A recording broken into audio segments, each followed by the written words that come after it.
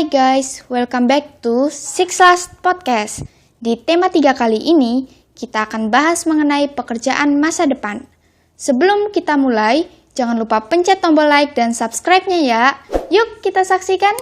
Kalian tahu nggak sih, kalau misalnya makhluk hidup tubuh kita dan seperti bahan-bahan makanan, buah-buahan dan sayur-sayuran, terdapat yang namanya pewarisan sifat yang diterapkan dalam hukum Mendel. Hukum Mendel merupakan hukum mengenai pewarisan sifat pada organisme yang dijabarkan oleh Gregor Johann Mendel dalam karyanya Percobaan mengenai Persilangan Tanaman. Nah, salah satunya yaitu buah mangga yang akan kita bahas. Hai guys, bagaimana kabar kalian hari ini? Baik, bagaimana denganmu? Aku juga baik, hahaha. Jadi bagaimana dengan hasil diskusi semalam? Kami sudah memikirkannya. Bagaimana kalau kita membuat persilangan buah mangga supaya buahnya besar dan manis? Ide yang bagus, tapi bagaimana penerapannya? Penerapannya dapat menggunakan prinsip hukum Mendel 1 dan 2. Apa perbedaan hukum Mendel 1 dan 2? Perbedaan hukum Mendel 1 dan 2 yaitu sebagai berikut. Hukum Mendel 1 atau hukum segresi dapat dilihat dengan melakukan percobaan persilangan monohibrid, sedangkan hukum Mendel 2 atau hukum asortasi dapat dilihat dengan melakukan percobaan persilangan dihibrid. Persilangan monohibrid adalah persilangan hibrid atau dua individu heterozigot dengan hanya memerhatikan satu sifat. Sedangkan persilangan dihibrid adalah persilangan hibrida yang memperhatikan dua sifat. Oh, jadi begitu. Aku paham sekarang. Terus bagaimana proses persilangan buah mangga sehingga menghasilkan mangga yang besar dan manis? Caranya, kita akan menentukan parental 1 yaitu besar asam dikali kecil manis. Genotipnya yaitu B besar M kecil dikali dengan B kecil M besar. Gametnya menghasilkan B besar M kecil dikali dengan B kecil M besar. Filial satunya menghasilkan B besar M besar M kecil yaitu besar manis. Dan untuk parental 2 yaitu besar manis dikalikan dengan besar manis. Genotipnya B besar B kecil M besar M kecil dikalikan dengan B besar B kecil M besar M kecil. Gametnya menghasilkan B besar M besar, B besar M kecil, B kecil M besar, B kecil M kecil dikalikan dengan B besar M besar, B besar M kecil, B kecil M besar, B kecil M kecil. Filial 2-nya dapat dilihat seperti pada yang tertera di layar.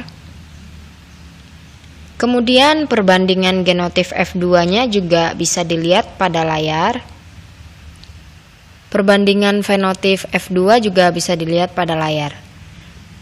Dari semuanya ini kita simpulkan bahwa persentase buah mangga rasa manis ukuran besar adalah 9/16 dikalikan dengan 100%, yaitu menghasilkan 56,25%. Wow, sangat panjang dan lengkap. Aku mengerti sekarang. Kalau begitu, ayo kita mulai menyilangkan buah-buah mangga ini. Let's go! Wah, ternyata dari setiap kita maupun buah ada teori persilangan ya. Nah, dari yang sudah dibahas tadi tentang persilangan mangga dan menghasilkan mangga yang manis. Dari mangga manis itu kita bisa membuat jus mangga loh. Vito, kita mau buat apa nih dari mangga manis ini? Kita akan membuat mangga smoothie. Aku mau coba baca ya di Google caranya. Minta tolong Evan bacain ya. Oke, jadi aku nemu ini, tapi pakai bahasa Inggris. Oke, nggak apa-apa bacain aja. Rian, bantu aku ya. Oke, aku bantu. The ingredients are 2 medium-sized mangoes or any other sweet mangoes variety, sugar or jaggery if required, ice cubes optional, half cup yogurt milk. Oke, udah siap semua bahannya. Lalu caranya gimana, Evan? Wash the mangoes and then peel them and chop them into small pieces. Oke, sudah, lanjut. Put mango, milk, ice cubes, yogurt, and sugar into a blender and blend them till smooth. I suggest you can consider leaving few mango pieces or add them later into the juice. Oke, sudah jadi. Eits, belum, masih ada satu lagi. Ini aku bacakan. After that, serve the mango juice in tall glass. Oke sudah, yuk kita minum. Oh my god, ini enak banget loh. Iya, ini gila, enak sekali. Makasih Rian, VV udah bantu. Kemarin aku kepikiran untuk membuat usaha jualan smoothie mangga. Kalian bisa bantu aku nggak buat nyebarinnya? Bisa-bisa saja sih kalau aku. Lebih baik kita menggunakan sistem konsinyasi saja bagaimana? Sistem konsinyasi? Apa itu dan bagaimana cara kerjanya?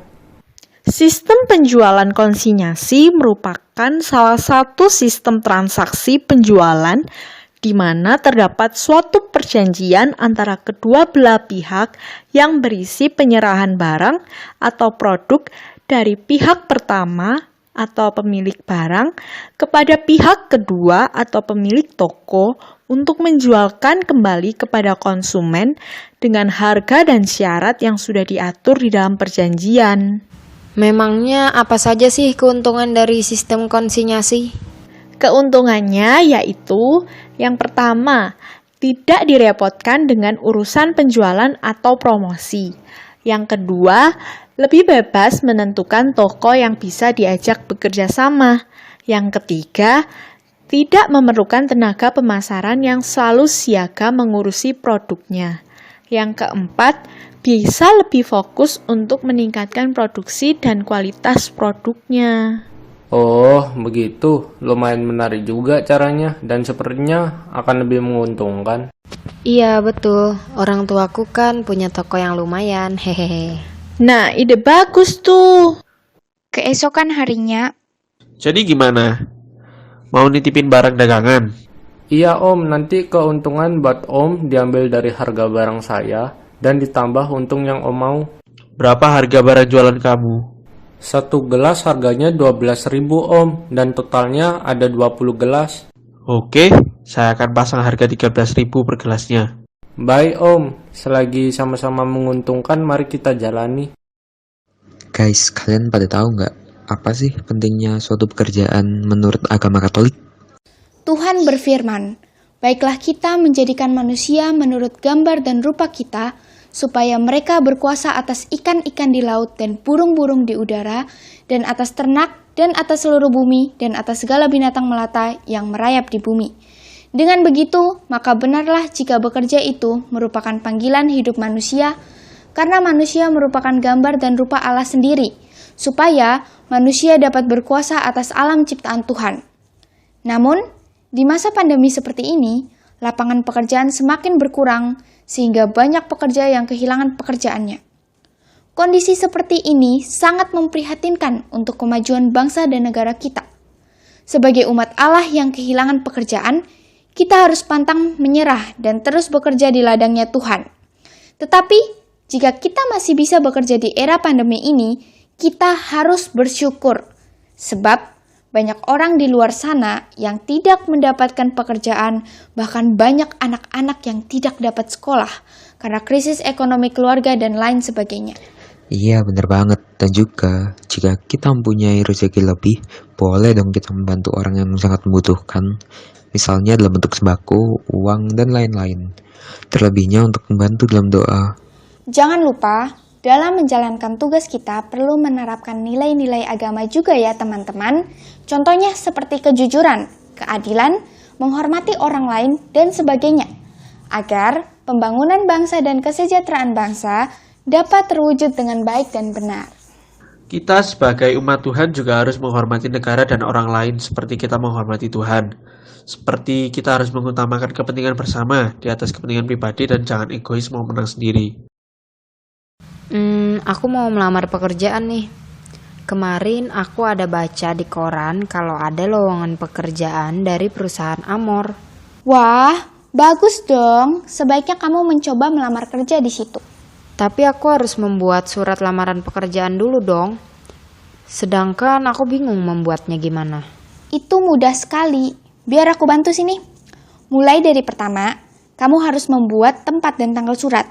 Lalu, lanjut dengan hal, lampiran, alamat surat, salam pembuka, isi surat, salam penutup, dan yang terakhir tanda tangan dengan nama jelas. Sangat mudah bukan?